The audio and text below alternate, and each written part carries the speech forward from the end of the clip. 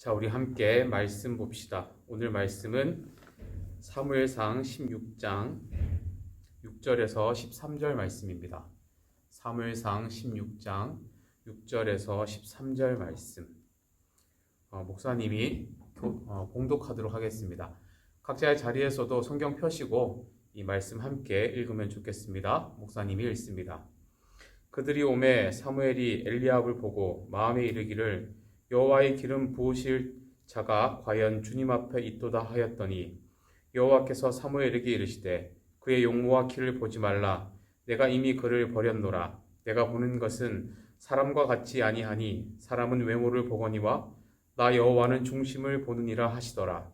이새가 아비나답을 불러 사무엘 앞을 지나가게 하매 사무엘이 이르되 이도 여호와께서 택하지 아니하셨느니라 하니 이새가 산마로 지나게 하매 사무엘이 이르되 이도 여호와께서 택하지 아니하셨느니라 하니라.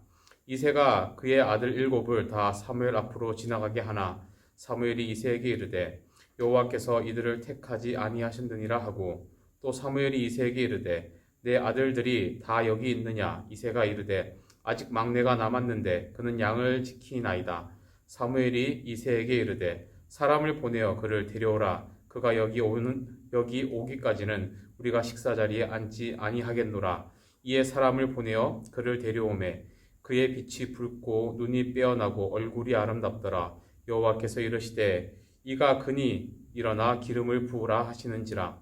사무엘이 기름 뿔병을 가져다가 그의 형제 중에서 그에게 부었더니 이날 이후로 다윗이 여호와의 영에 크게 감동되니라. 사무엘이 떠나서 라마로 가니라. 아멘.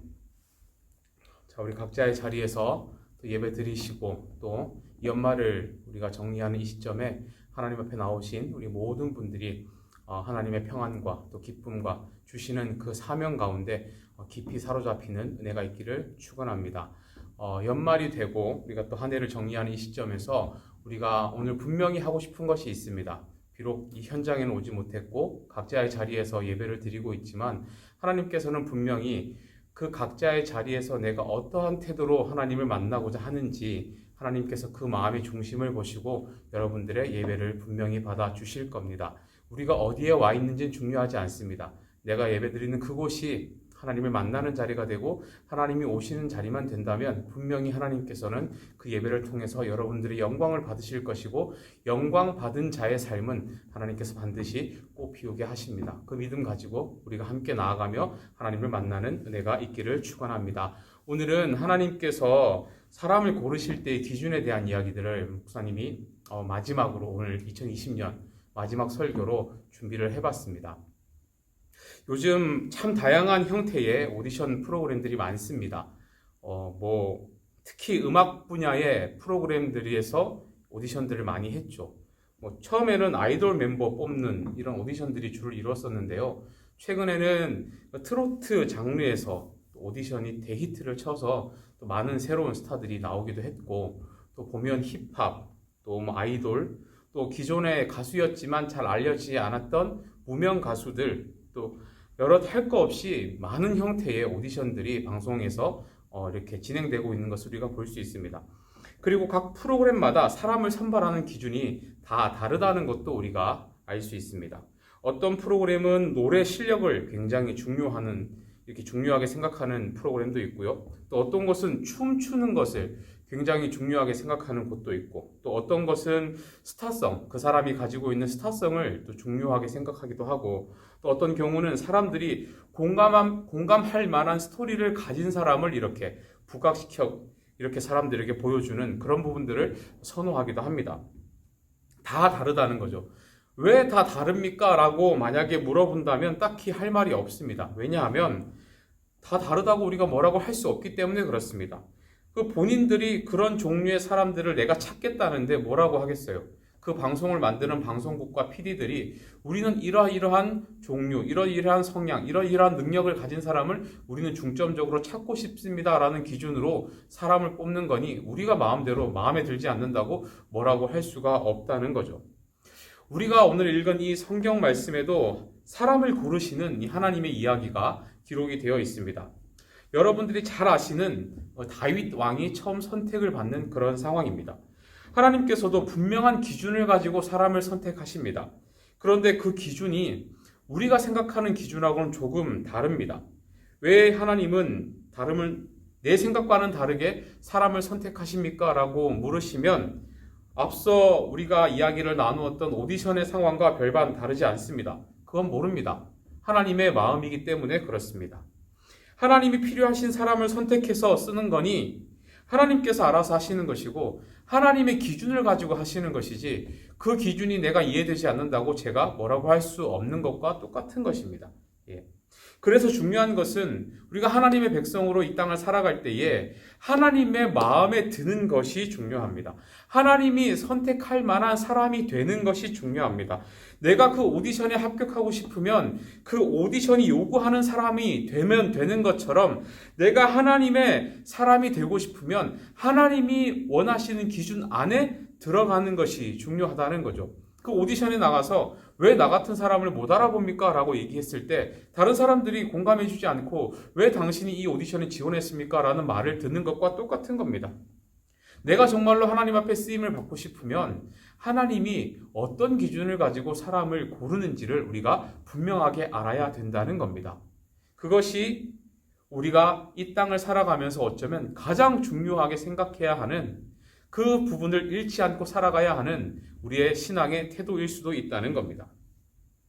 올 한 해 여러 가지로 어려웠습니다. 우리가 여러 가지로 무너진 신앙의 모습들도 있고 또 어느새 사라져버린 내 소명과 또 비전들 그런 것들도 분명히 있을 것이고 또 내 신앙의 기본적인 것들이 많이 무너져 버려서 이제는 더 이상 또 내가 정말 하나님을 잘 믿었던 사람인가 하는 회의가 찾아올 수도 있죠. 예. 오늘 이 말씀을 듣는 중에 저는 여러분들의 그런 무너진 모든 것들이 회복되는 은혜가 있기를 바랍니다.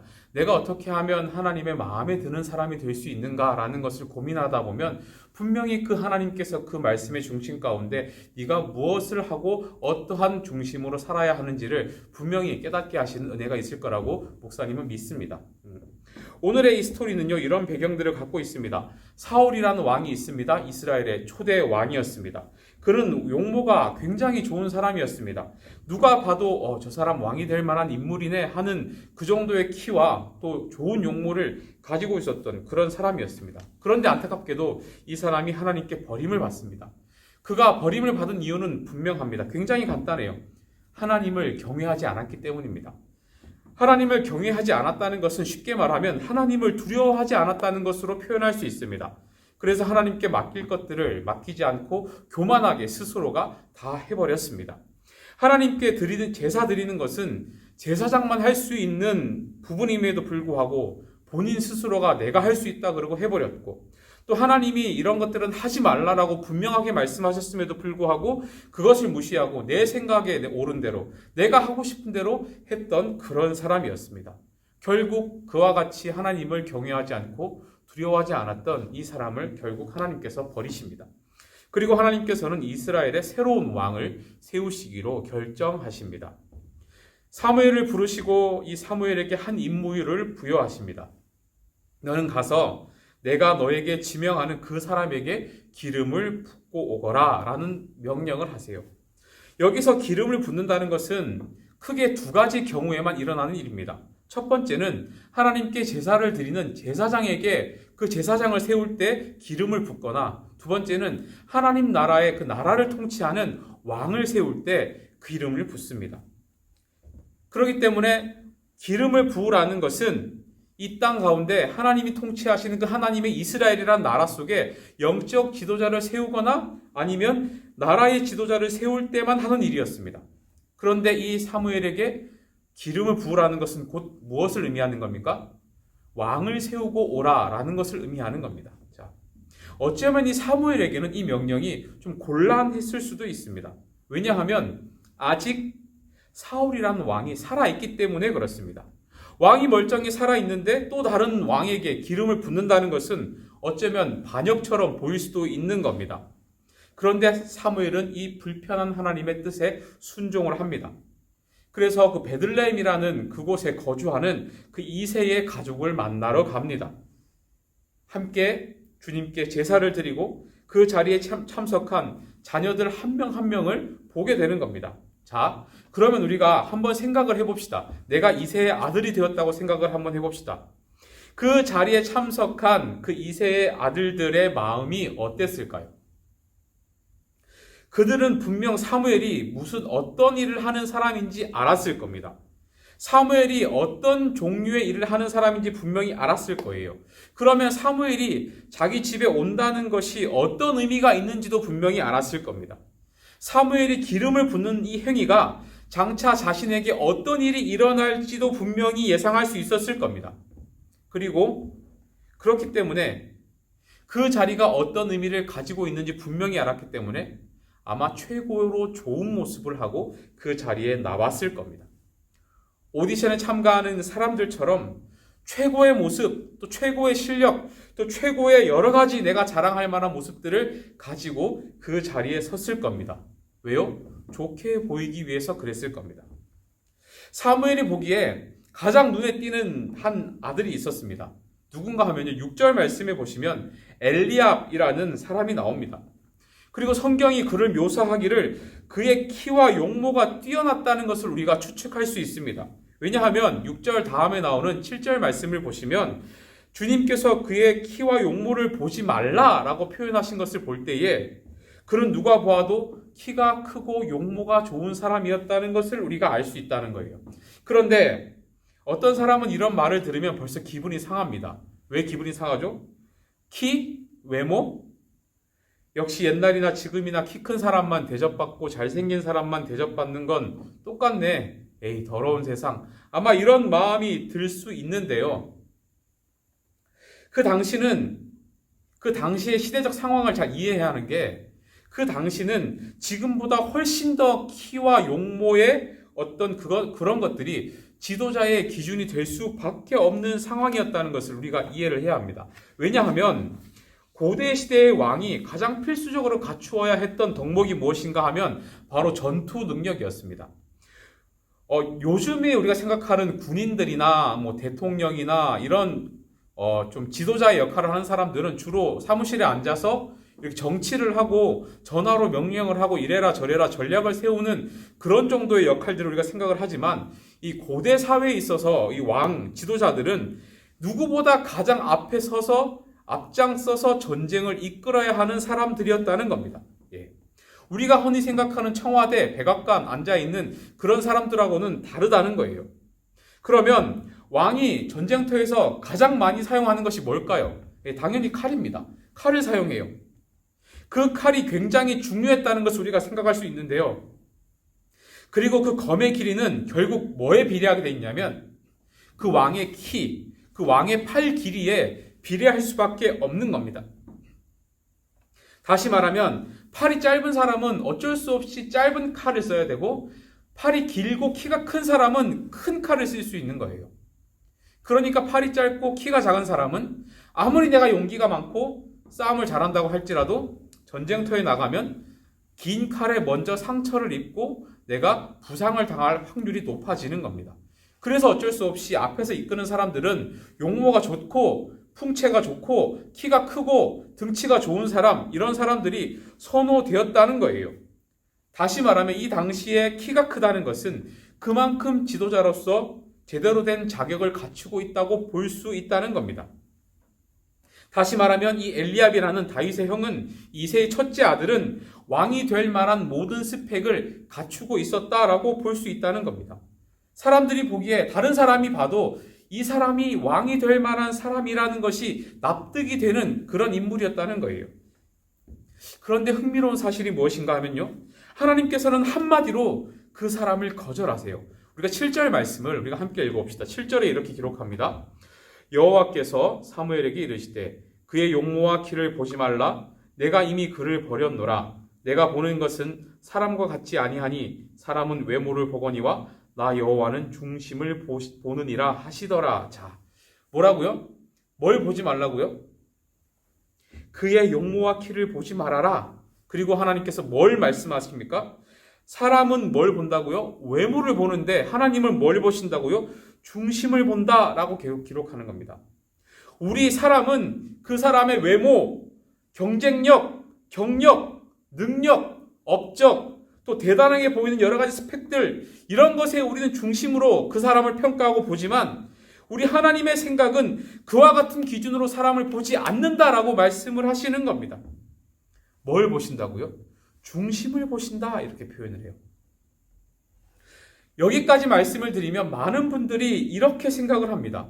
목사님, 제가 살면서 중심이란 말을 굉장히 많이 들었습니다. 중심이 중요하다, 마음이 중요하다, 이런 얘기를 너무 많이 들었어요. 그런데 정확하게 중심이 대체 뭡니까? 제가 이 중심에 대해서 제대로 알아야 하나님 마음에 들 거 아닙니까? 라는 질문이 들 거예요. 보통 우리가 일반적으로 중심이라고 하면 제일 먼저 떠오르는 것이 진심이라는 표현입니다. 혹은 마음가짐, 태도, 이런 것들을 생각해요. 그런데 이 중심이라는 말을 우리가 원어적인 표현으로 보면 히브리어로는 레브, 또 레바브라는 단어이고요. 헬라어로는 칼디아라는 단어를 쓰는데요. 이 두 단어가 가지고 있는 의미는 사실상 우리 한국말로는 좀 번역이 불가능한 단어입니다.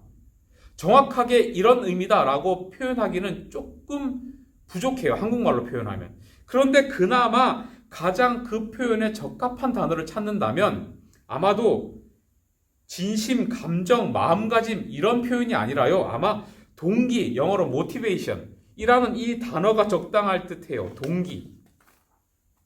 그렇기 때문에 우리가 이 동기라는 말을 써서 우리가 함께 읽었던 7절 말씀을 다시 읽어보면 이렇게 읽을 수 있는 거예요. 사람은 외모, 즉 그럴듯하게 보이는 부분, 누가 봐도 납득될 만한 모습, 저 정도면 하나님도 인정하실 거야 하는 그런 것들을 보지만 우리 주님은 뭘 본다고요? 우리의 동기를 보신다라고 우리가 번역이 가능하다는 겁니다.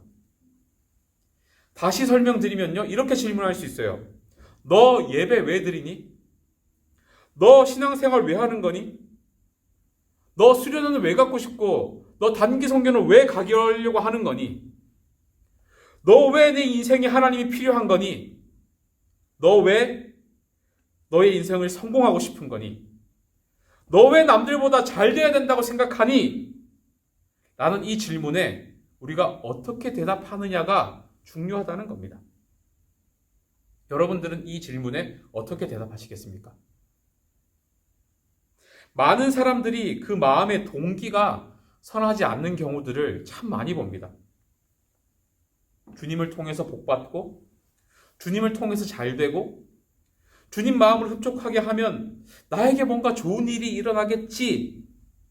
내가 헌금을 열심히 하면 내 사업에 좋은 일이 생기겠지. 내가 기도를 열심히 하면 이 코로나 같은 무서운 전염병은 걸리지 않겠지. 이런 동기들이 있어요. 이런 마음의 기대들이 있습니다. 물론 이런 마음들이 무조건 잘못된 것은 아닙니다. 저는 이렇게라도 하나님을 기쁘게 해드렸으면 좋겠습니다. 하지만 우리가 한 걸음 더 나아가서 생각해 봐야 하는 것은 지금 우리 그 마음의 동기가 어디를 향해 있냐는 겁니다. 주님을 향한 관심입니까? 아니면 내가 그 관심의 중심에 있는 겁니까?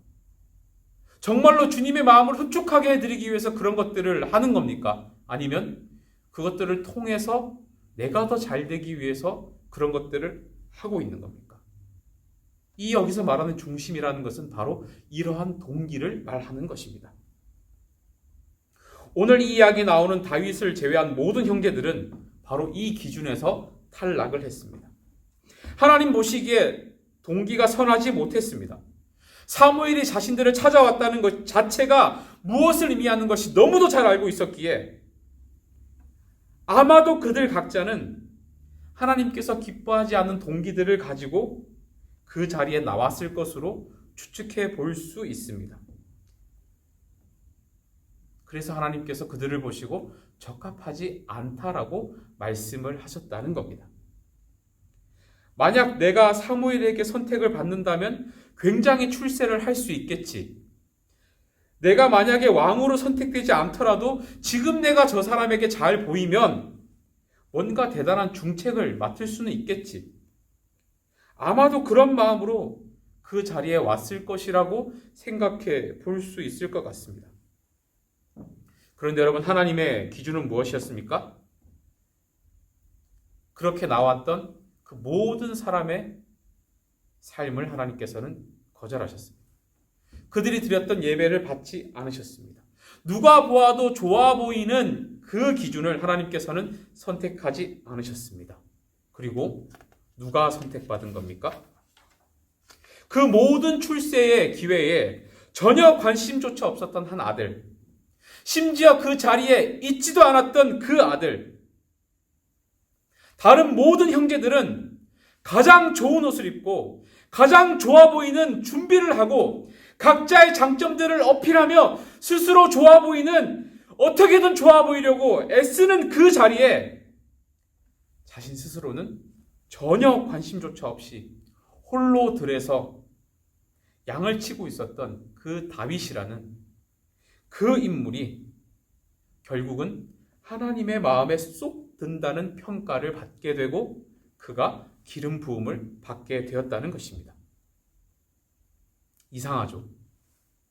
다른 모든 사람들은 각자의 출세를 위해 그 대비의 기회를 얻기 위해서 그렇게 모든 노력들을 기울이고 있는데 그런 것에 전혀 관심이 없었던 이 다윗이, 오히려 그 자리에 있지도 않았던 그 다윗이 그저 넓은 들판에서 초라한 모습으로 자신의 주어진 일상에 그저 성실히 살아가고 있었던 그 사람이 하나님의 기준에 맞는 사람이었다는 겁니다. 하나님께서 그 사람을 마음에 들어 하셨다는 거예요. 어떤 면이 하나님의 마음에 들었을까요? 오늘 이 자리에서 두 가지를 권면합니다. 첫 번째는 여러분, 우리가 하나님의 기준에 합당한 사람으로 하나님의 마음에 들고자 한다면 오늘 이 다윗이 보여주는 것처럼 일상에 성실한 사람들이 되어야 합니다. 잘 보이고 싶다고 잘 보일 수 있는 게 아닙니다. 하나님이 보시는 그 동기라는 기준은, 그 마음의 중심은 평소에 우리가 주어진 삶을 어떠한 마음으로 잘 살아가고 있는지, 하나님께서 주신 그 기회와 모든 것들을 내가 얼마나 선한 동기로 선용하며 잘 책임있게 살아가고 있는지 하나님께서는 그걸 보신다는 겁니다. 그것이 기준이 된다는 거예요. 내가 학생이라면 학생의 본분을 다하는 것, 내가 엄마라면 가정을 지키는 그 모든 일에 있어서 본분을 다하는 것, 내가 아빠라면 가장으로서 지켜야 할 본분을 다하는 것, 그것이 하나님의 마음에 드는, 하나님이 보시는 중심이라는 겁니다. 하나님은 그것을 보십니다. 여러분, 각자의 삶에서 먼저 최선을 다할 수 있기를 바랍니다. 우리 일상에서의 영성은 내가 속한 그곳에서 얼마나 내가 성실하게 살아가는지 거기에서부터 꽃을 피게 됩니다.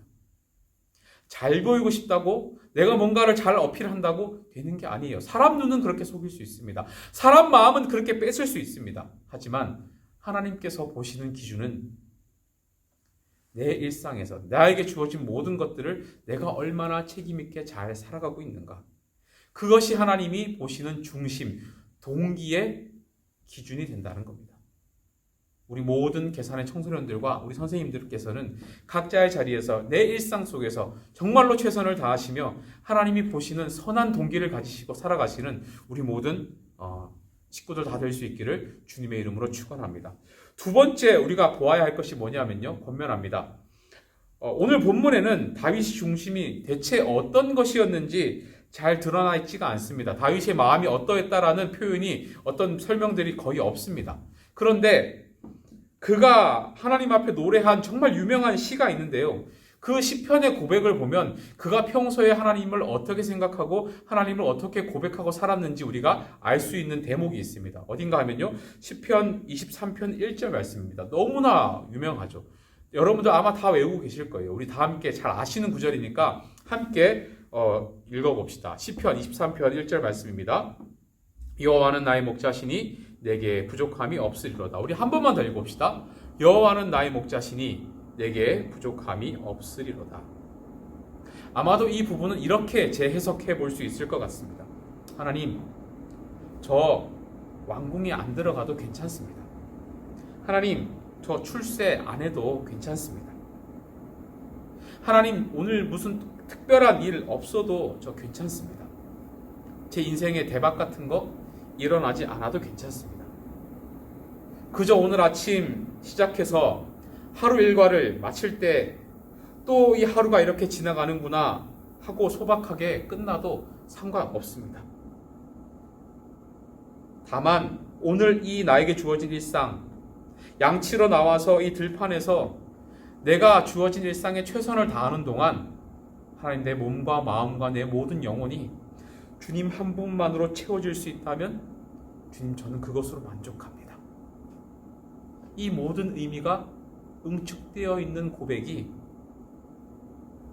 여호와는 나의 목자시니 내게 부족함이 없으리로다, 이 고백이라고 생각합니다.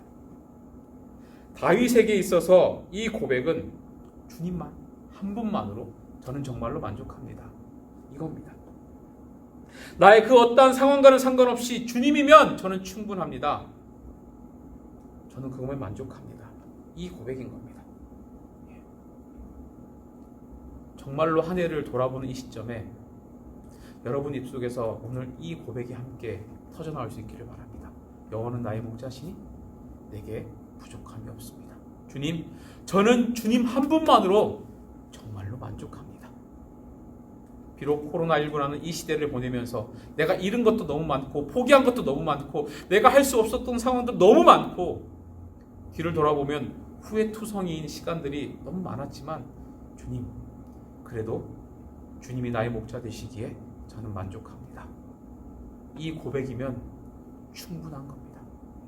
말씀을 정리하겠습니다. 여러분, 하나님의 관심은 어디에 있습니까? 우리가 보기에 그럴듯한 인생이 아니라 하나님 한 분만으로 만족하는 그 인생, 그 인생이 결국 쓰임을 받습니다. 누가 보아도 인정할 만한 그런 인생이 아니라 하나님이 보시기에 좋은 그 인생이 쓰임을 받습니다. 여러분, 권면합니다. 하나님이 여러분 인생의 동기가 될 수 있기를 바랍니다. 저는 하나님 때문에 예배합니다. 저는 하나님 때문에 신앙생활합니다. 저는 하나님 때문에 성공하고 싶습니다. 저는 하나님 때문에 좀 더 잘 됐으면 좋겠습니다. 저는 하나님 때문에 이 지금의 실패가 하나님 전혀 슬프지 않습니다. 저는 하나님 때문에 지금의 성공에 교만하지 않습니다. 저는 하나님 때문에 공부하고 저는 하나님 때문에 나의 일상에 최선을 다합니다. 이런 고백들이 우리 입속에서 끊이지 않기를 바랍니다. 그랬을 때에 정말로 주님, 저는 주님 한 분만으로 만족합니다. 저는 주님 한 분만으로 정말로 만족합니다. 여호와는 나의 목자시니 내게 정말로 부족함이 없습니다. 올 한 해 사실 별로 한 것 없고 배운 것도 없고 오히려 잃은 것이 많은 것 같고 때로는 그것들 때문에 내 안에 불안함과 염려가 찾아온다고 할지라도 내가 주님을 더 크게 볼 수 있는 한 해였다면 우리 이 시간 이 자리에서 감사하며 우리 한 해를 마무리할 수 있기를 바랍니다. 그리고 오늘 이 시간에 우리가 정말로 다시 한번 재정비하고 깨닫기를 원하는 것은 하나님이 보시는, 사람을 보시는 그 기준, 선한 동기, 내 마음의 선한 동기들, 정말 이 마음을 품고 다가오는 내년 정말 하나님의 마음을 흡족하게 하는 그 모든 내 삶의 동기가 우리 하나님이 되는 그런 마음의 세워짐, 그 마음의 회복들이 다시 한번 생겨나서 우리가 다가오는 2021년은 이전보다 더 뜨겁게 하나님을 만나고 하나님을 더 크게 우리가 영광 돌리고 그래서 내가 더 귀하게 하나님 쓰임 받는 그런